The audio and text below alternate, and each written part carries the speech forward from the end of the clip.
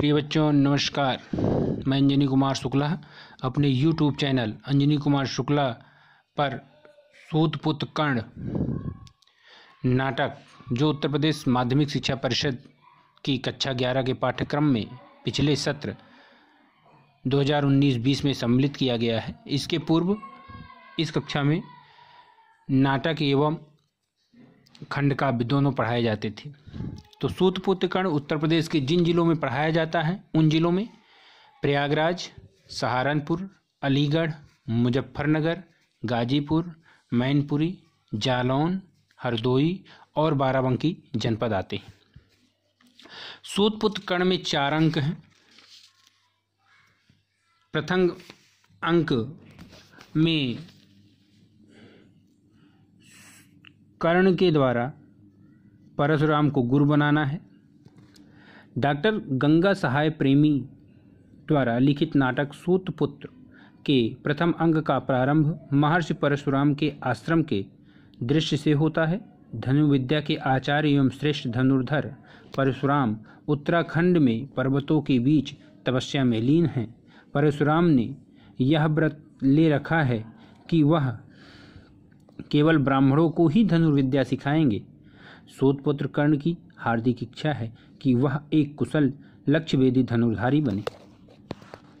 इसी उद्देश्य से वह परशुराम जी के आश्रम में पहुंचता है और स्वयं को ब्राह्मण बताकर परशुराम से धनुर्विद्या की शिक्षा प्राप्त करने लगता है।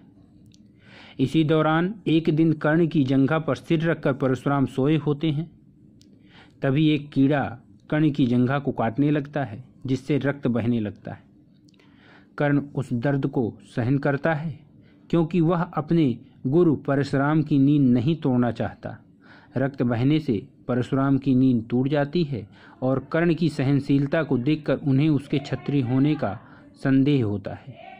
उसके पूछने पर कर्ण उन्हें सत्य बता देता है। परशुराम अत्यंत क्रोधित होकर कर्ण को श्राप देते हैं कि मेरे द्वारा सिखाई गई विद्या को तुम अंतिम समय में भूल जाओगे और इसका प्रयोग नहीं कर पाओगे। कर्ण वहाँ से वापस चला आता है। इसके बाद द्वितीय अंक में द्रौपदी का स्वयंवर है। सूतपुत्र नाटक का द्वितीय अंक द्रौपदी के स्वयंवर से प्रारंभ होता है।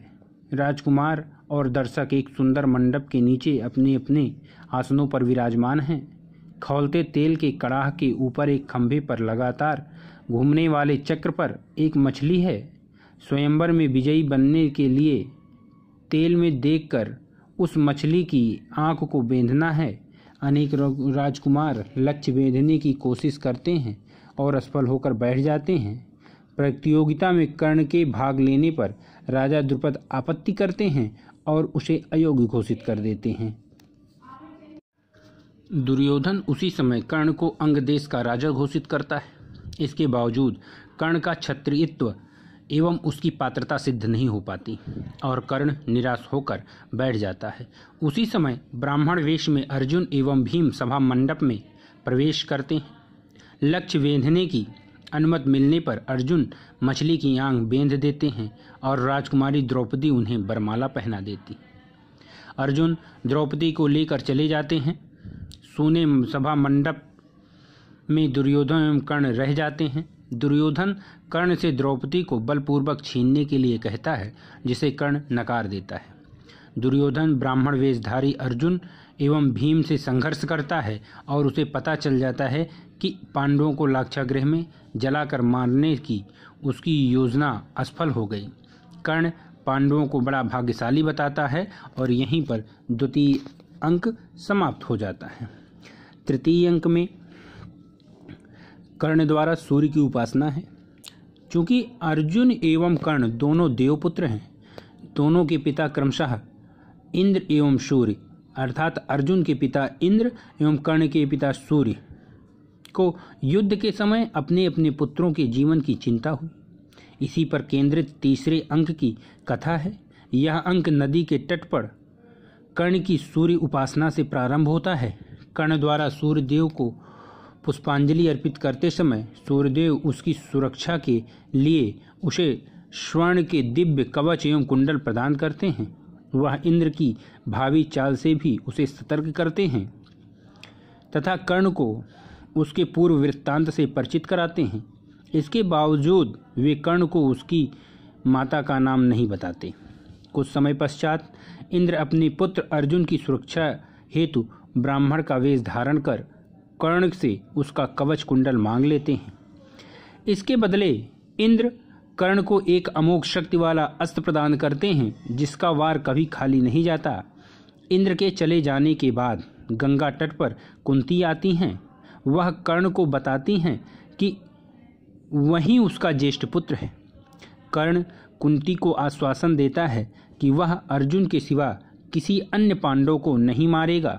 दुर्योधन का पक्ष छोड़ने संबंधी कुंती के अनुरोध को कर्ण अस्वीकार कर देता है।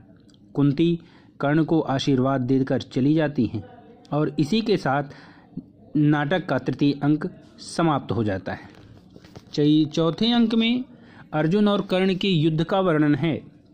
डॉक्टर गंगा सहाय प्रेमी द्वारा रचित सूतपुत्र नाटक के चौथे एवं अंतिम अंक की कथा का प्रारंभ कुरुक्षेत्र के युद्ध भूमि से होता है। सर्वाधिक रोचक एवं प्रेरणादायक इस अंक में नाटक के नायक कर्ण की दानवीरता, पराक्रम, दृढ़ प्रतिज्ञा, संकल्प जैसे गुणों का उद्घाटन होता है। अंक के प्रारंभ में एक ओर श्री कृष्ण और अर्जुन तो दूसरी ओर कर्ण एवं शल्य है। शल्य एवं कर्ण में वाद विवाद होता है और शल्य कर्ण को प्रोत्साहित करने की अपेक्षा हतोत्साहित करता है। कर्ण एवं अर्जुन के बीच युद्ध शुरू होता है और कर्ण अपने बाणों से अर्जुन के रथ को पीछे ढकेल देता है। श्री कृष्ण कर्ण की वीरता एवं योग्यता की प्रशंसा करते हैं जो अर्जुन को अच्छी नहीं लगती। कर्ण के रथ का पहिया दलदल में फंस जाता है। जब वह पहिया निकालने की कोशिश करता है तो श्री कृष्ण के संकेत पर अर्जुन निहत्थे कर्ण पर बाण वर्षा प्रारंभ कर देते हैं, जिससे कर्ण मर्मांत रूप में घायल हो जाता है और गिर पड़ता है। संध्या हो जाने पर युद्ध बंद हो जाता है। श्री कृष्ण कर्ण की दानवीरता की परीक्षा लेने के लिए युद्धभूमि में पड़े कर्ण से सोना मांगते हैं। कर्ण अपने सोने का दांत तोड़कर और उसे जल से शुद्ध कर ब्राह्मण वेशधारी श्री कृष्ण को देता है। श्री कृष्ण एवं अर्जुन अपने वास्तविक रूप में प्रकट होते हैं। श्री कृष्ण कर्ण से लिपट जाते हैं और अर्जुन कर्ण के चरण स्पर्श करते हैं। कर्ण की मृत्यु पर अर्जुन दुखी होता है और यहीं पर नाटक समाप्त हो जाता है। प्यारे बच्चों, ये रहा कर्ण का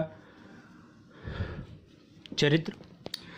इसके बाद इसमें जब पूछता है सूतपुत्र नाटक के नायक का चरित्र चित्रण करिए, तो इसका नायक सूतपुत्र कर्ण है।